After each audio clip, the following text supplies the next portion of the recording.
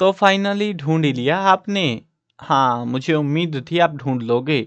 आज की इस वीडियो में मैं आपको बताऊंगा कक्षा 10 हिंदी नैतिक शिक्षा पाठ नंबर 4 के अभ्यास के प्रश्न उत्तर। पाठ का नाम है प्रेरक प्रसंग। बहुत ही छोटा सा पाठ है, बहुत ही प्यारा खूबसूरत सा पाठ है और मेरे हिसाब से तो आप प्रश्न उत्तर मजे मजे में बना सकते हो इनके। चलो शुरू करते हैं, फिर भी समझाते हैं, साथ में समझना भी जरूरी होता है क्वेश्चंस कैसे अटेम्प्ट होते हैं, कैसे लिखने रहते हैं।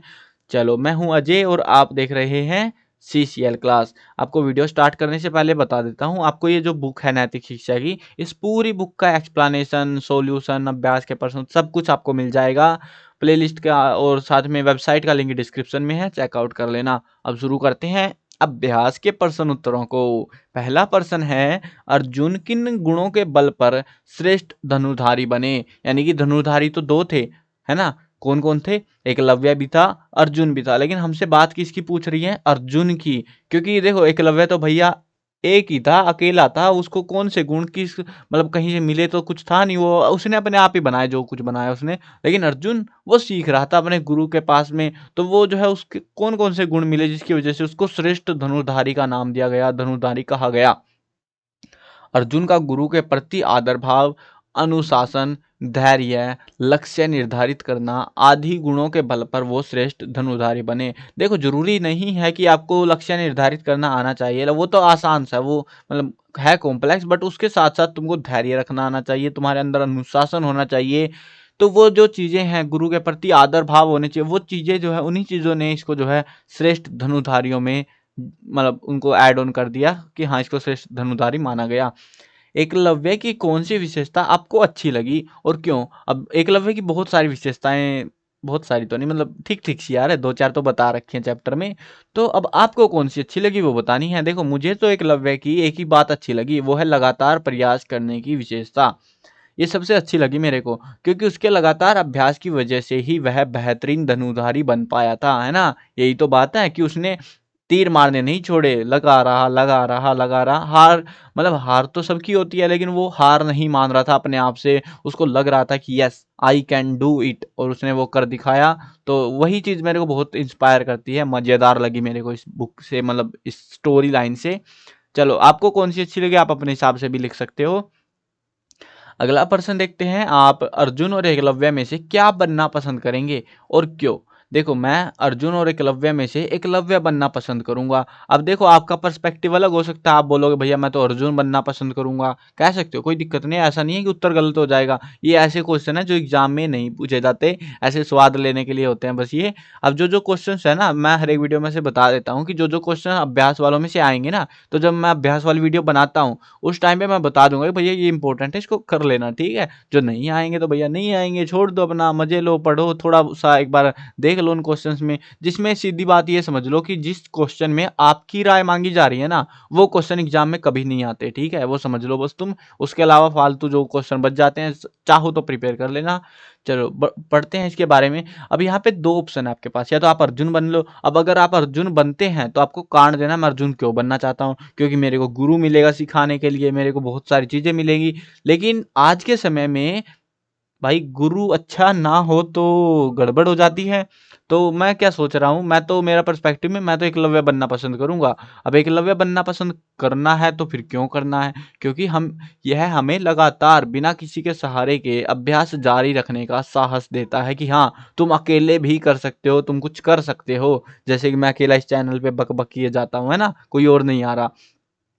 तो वैसे ही जो है, यहाँ पे अकेले भी आप काम कर सकते हो और बहुत सारे लोगों को उसका लाभ मिल सकता है उस चीज़ का। और हो सकता है आप टीम बना के कर लो, ऐसे बहुत सारी कंपनियां हैं जो पढ़ाने वाले हैं, है ना, जिनके पास टीम है, कई कई लोग या फिर बहुत सारे लोग काम कर रहे हैं उस चीज़ को पढ़ाने के लिए, आपको पढ़ाने के लिए। अब यहाँ मैं अकेला पढ़ा रहा हूँ, तो ऑप्शन दोनों तरीके के हैं। अर्जुन वाला ऑप्शन ले लो भैया, एकलव्य वाला ले लो, वो आपके ऊपर निर्भर करता है आप कितनी, मतलब आपको क्या करना है एक्चुअल में। यहाँ पे आपको गलतियां तो पता नहीं लगने वाली, वो आपको अपने ऊपर सेल्फ इंप्रूवमेंट वाला जो है मोटिव रखना पड़ेगा। यहाँ पे आपको दूसरे बता दें भैया तू यहाँ गलती कर रहा है, इसको सुधार ले, वो जल्दी ग्रो हो जाएगी, आप स्लो ग्रो हो जाओगे, और क्या होगा। अगर बात करें पैसा कमाने की, तो ये लोग भी कमाते हैं, ये लोग भी कमाते हैं, बढ़िया, दोनों कमाते हैं। चलो ठीक है, आगे बढ़ते हैं।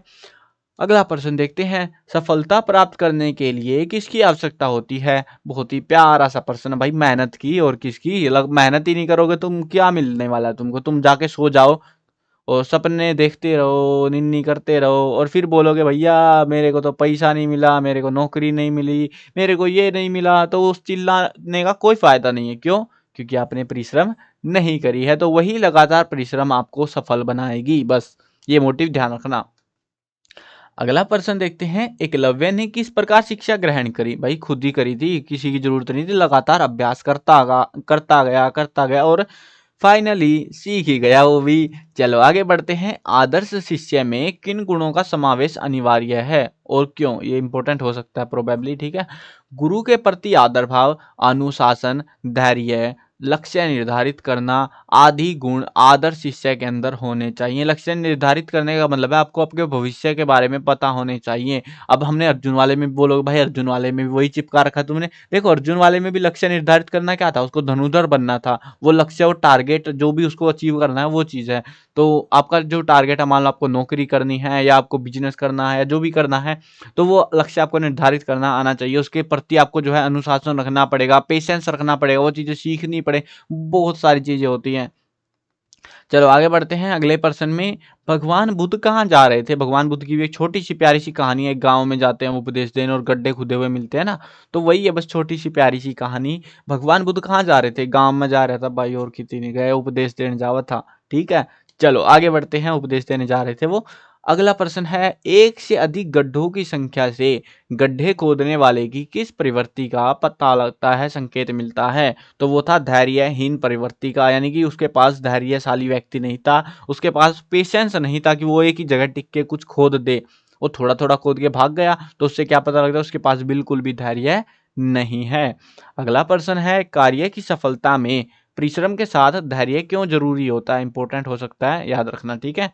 चलो इसमें क्या लिखना है हमको, लगातार देखो यहाँ पे पहले तो क्वेश्चन समझना जरूरी होता है। कार्य की सफलता में परिश्रम के साथ धैर्य क्यों जरूरी है? अब परिश्रम तो सब हर कोई करता है परिश्रम।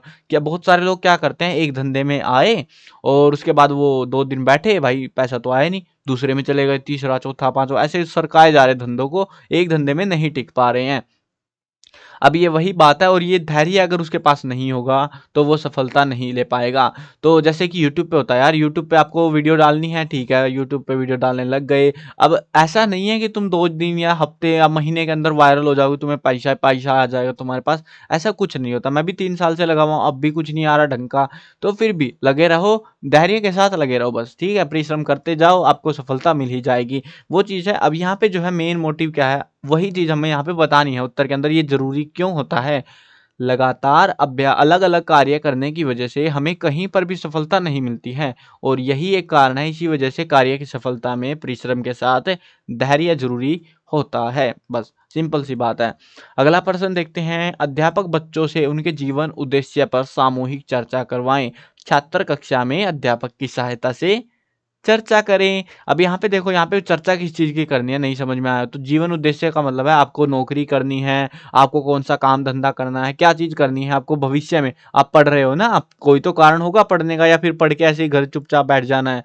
तो सबको वैसे तो मैं फाइनल मोटिव तो एक ही होता, पैसा कमाना। तो लेकिन हाँ, उससे पहले तुमको अलग-अलग तरीके हो सकते हैं वो पैसे कमाने के, तो उनके लिए वही होते हैं आपके जीवन उद्देश्य, या फिर आप चाहते हो जंगलों में आदिवासी बनना, तो जो भी आपके विचार हैं वो आप चर्चा कर सकते हो आपस में। बताओ यार, तुम कमेंट में बताना मेरे को, तुम क्या बनना चाहते हो? ये तुम, मैं ऑप्शंस नहीं दे रहा, मैं सिंपल 2 ही ऑप्शन देता हूँ, या तो तुम बिज़नेस में जाना चाह रहे हो या फिर तुम नौकरी करना चाह रहे हो, सरकारी नौकरी, ठीक है? या प्राइवेट भी हो सकती है, वो बताना तुम कमेंट में, मेरे को भी पता लगे यार, मतलब आप लोगों को जो इसको मैं सिखा रहा हूँ उनका क्या पर्सपेक्टिव है, क्या चीज़ वो अचीव करना चाह रहे हैं। तो हाँ, रियलिटी में बताना है, ठीक है ना? कमेंट में बताना, वेट कर रहा हूँ मैं आपकी कमेंट का। अब आगे बढ़ते हैं अगले प्रश्न पे, अपना कोई अनुभव बताओ जिसमें आपने अपने बड़ों से सीख ली हो, उस सीख का आप पर क्या प्रभाव पड़ा? चलो, आप ये भी अपने अध्यापक की सहायता से चर्चा कर सकते हो, खुद ही अपना डिस्क्राइब कर लो। देखो आपको जो है ना, आपके बड़े आपको बहुत सारी सीख देते हैं, तो वही उन्हीं में से कोई एक सीख उठा लो और आपको आपको बतानी है वो, या फिर आप बता सकते हो कि उसका क्या असर पड़ा आपके ऊपर।